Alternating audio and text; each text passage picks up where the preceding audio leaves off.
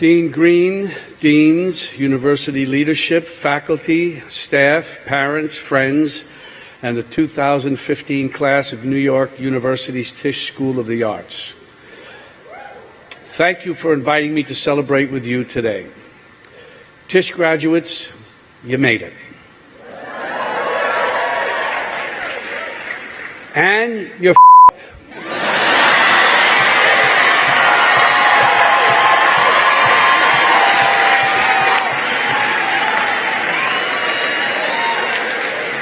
Think about that. The graduates from the College of Nursing, they all have jobs. The graduates from the College of Dentistry, fully employed. The Leonard N. Stern School of Business graduates, they're covered. The School of Medicine graduates, each one will get a job. The proud graduates of the NY School of Law, they're covered. And if they're not, who cares? They're lawyers. The English majors are not a factor. They'll be home writing their novels. Teachers, they'll all be working. Shitty jobs, lousy pay, yeah, but still working. The graduates in accounting, they all have jobs. Where does that leave you? Envious of those accountants? I doubt it. They had a choice. Maybe they were passionate about accounting, but I think it's more likely that they used reason and logic and common sense to reach for a career that could give them the expectation of success and stability. Reason, logic, common sense at the Tisch School of Arts? Are you kidding me? But you didn't have that choice, did you? You discovered a talent, developed an ambition, and recognized your passion. When you feel that, you can't fight it. You just go with it. When it comes to the arts, passion should always trump common sense. You aren't just following dreams, you're reaching for your destiny. You're a dancer, a singer, a choreographer, a musician, a filmmaker, a writer, a photographer, a director, a producer, an actor, an artist. Yeah, you're fucked. The good news is that that's not a bad place to start. Now that you've made your choice, or rather succumbed to it, your path is clear. Not easy, but clear. You have to keep working. It's that simple. You got through Tisch, that's a big deal. Or to put it another way, if you got through Tisch, big deal.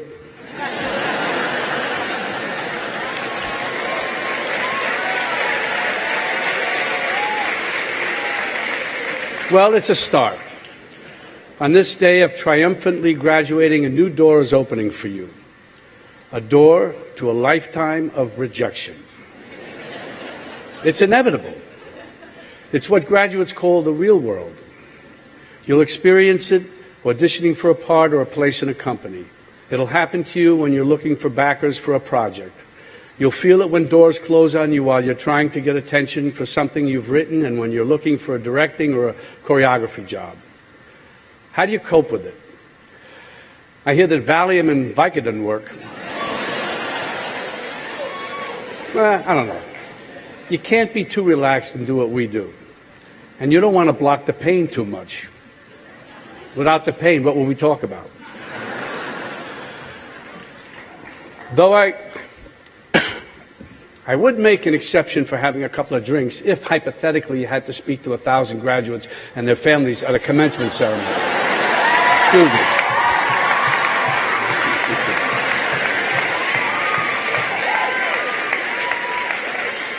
Rejection might sting, but my feeling is that often it has very little to do with you.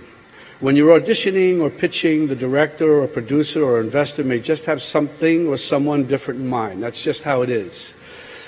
That happened to me recently when I auditioned for the role of Martin Luther King in Selma.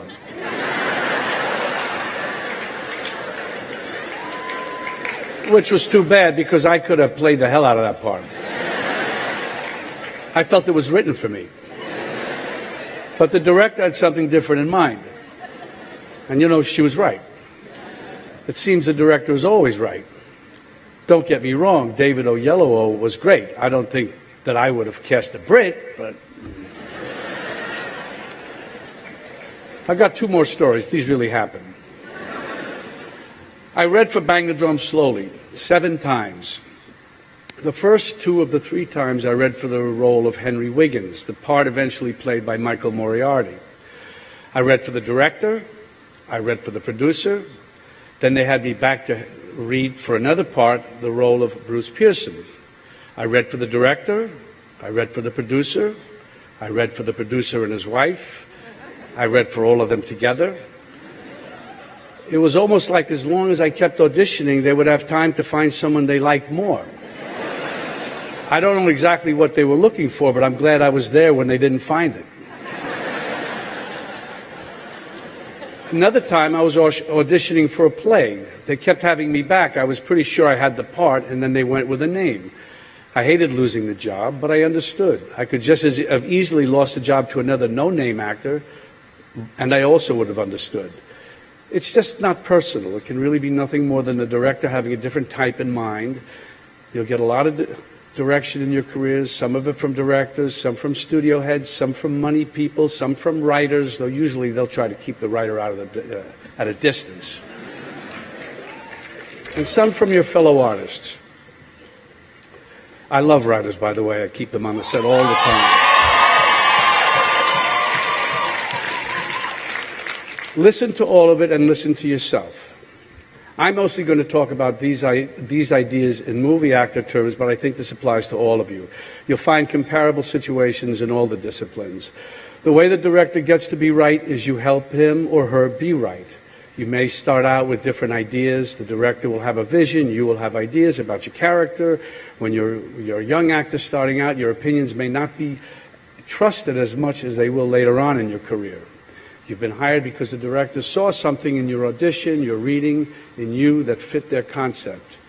You may be given the opportunity to try it your way, but the final decision will be the director's.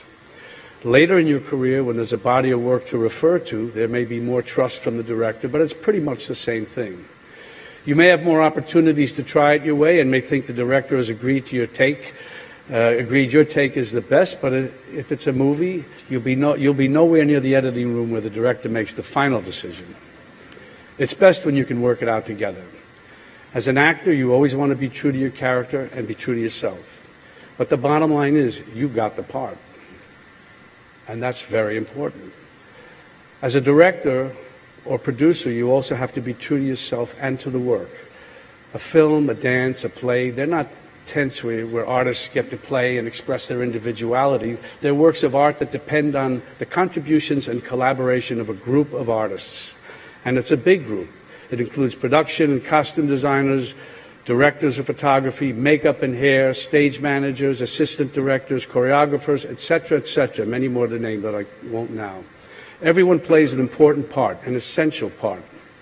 A director or producer, choreographer or company artistic director, these are powerful positions.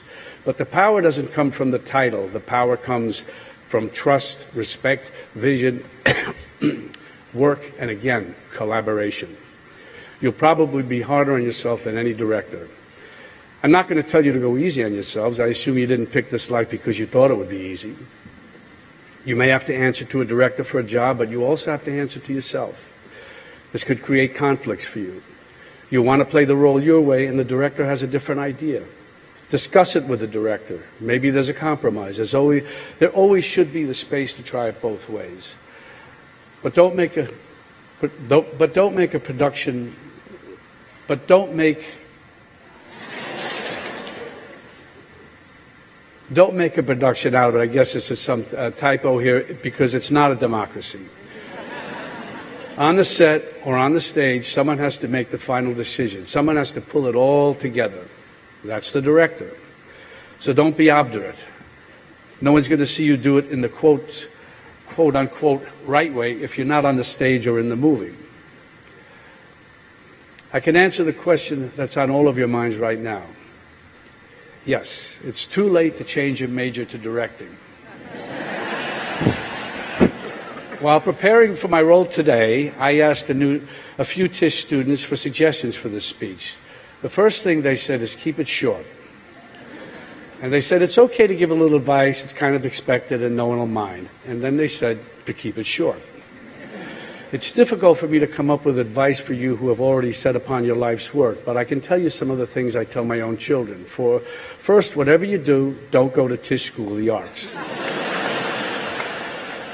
Get an accounting degree instead. Then I contradict myself. And as corny as it sounds, I tell them don't be afraid to fail. I urge them to take chances, to keep an open mind, to welcome new experiences and new ideas.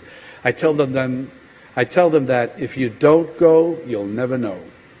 You have to have have to be bold and go out there and take your chances.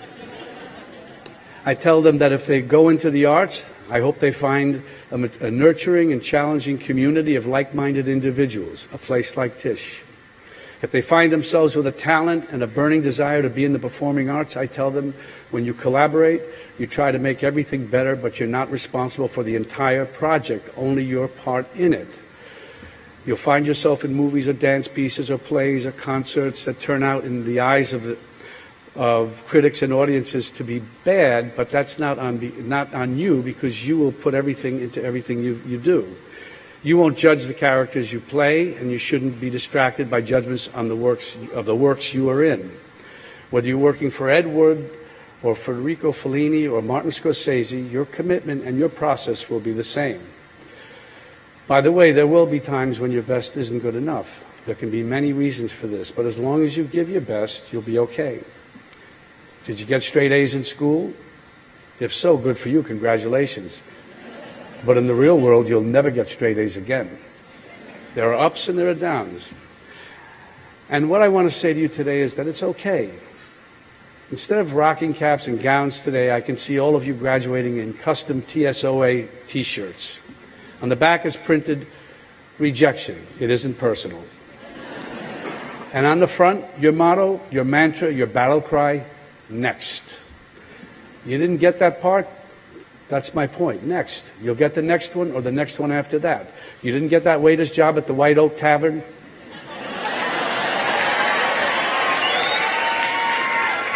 Next. You'll get the next one, or you'll get the next gig tending bar at Josie's. You didn't get into Juilliard? Next. You'll get into Yale or Tisch.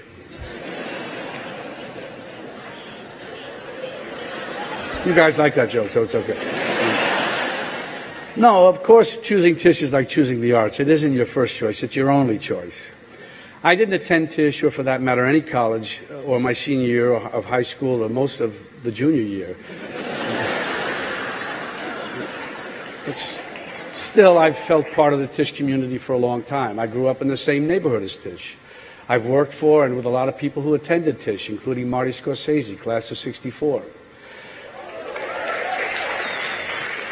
As you learn your craft together, you come to trust each other and depend on each other. This encourages taking creative risks, because you all have the sense that you're in it together. It's no surprise that we often work with the same people over and over. I did 8 pictures with Marty and plan to do more. He did about 25 with his editor, Thelma Schoonmaker, who he met at Tisch when she worked on a student film in the summer of '63. Other directors, Cassavetes, Fellini, Hitchcock, came back to the same collaborators over and over, almost like a repertoire company. And now David O. Russell and Wes Anderson are continuing that tradition. Treasure the associations and friendships and working relationships with the people in your classes and your early work. You never know what might come from it. There could be a major creative shift or a small detail that can make a major impression. In Taxi Driver, Marty and I wanted Travis Bickle to cut his hair into a mohawk, an important character detail. But I couldn't do it because I needed long hair for The Last Tycoon that was starting right after Taxi Driver, and we knew a false mohawk would look, well, false.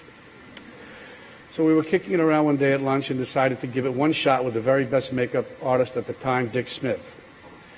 If you saw the movie, you know that it worked. And by the way, now you know it wasn't real. Friendships, good working relationships, collaboration, you just never know what's going to happen when you get together with your creative friends. Marty Scorsese was here last year speaking to the 2014 graduates. And now here we are, on Friday at a kind of supersized version of one of Allison's student lounge hangout sessions. You're here to pause and celebrate your accomplishments so far as you move on to a rich and challenging future. And me, I'm here to hand out my pictures and resumes to the directing and producing graduates.